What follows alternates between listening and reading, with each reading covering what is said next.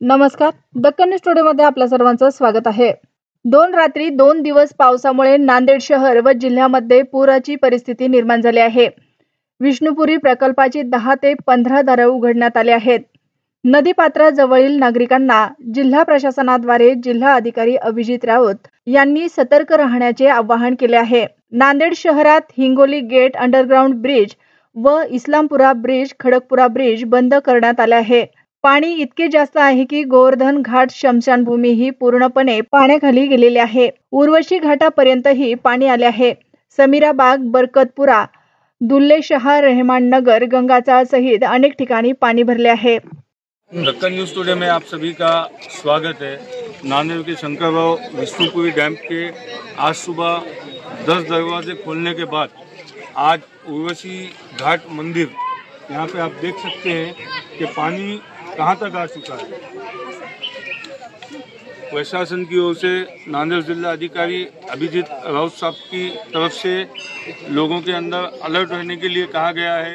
जो नदी के नज़दीकी इलाकों में है यहाँ पर पानी ज़्यादा आने की संभावना है। अभी ये जो गोवर्धन घाट ब्रिज लगता यहाँ से आप देख सकते कि हाफ ब्रिज और आगे चल के गोवर्धन घाट शमशान घाट भी है और ये उर्वशी घाट मिनी डंकिन का एरिया है।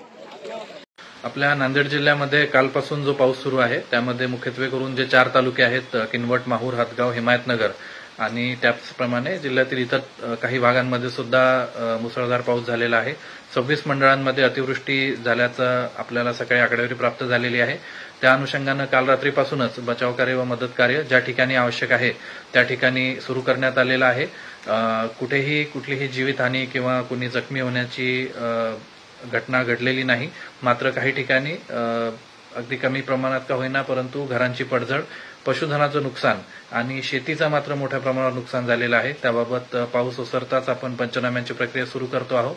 या अनुषंगानं सर्व जिल्हावासियांना जिल्हा प्रशासनातर्फे माझं आवाहन राहील की आपण धोकादायक असणाऱ्या परिस्थितीमध्ये जाऊ नये. विशेषतः जिथं जलप्रवाह हे आता भरलेले आहेत आणि ते वेगानं वाहत आहेत अशा ठिकाणी कोणीही जाऊ नये. त्याचप्रमाणे जर रस्ते कुठं बंद झालेत किंवा बंद असतील तर अशा ठिकाणी सुद्धा आपण जाण्याचा प्रयत्न करू नये. सर्वप्रथम आपण स्वतःची काळजी घ्यावी. प्रशासन याबाबतीत पूर्णतः सतर्क असून कुठलीही अडचण आल्यास आपण आपल्या नियंत्रण कक्षात संपर्क साधू शकता.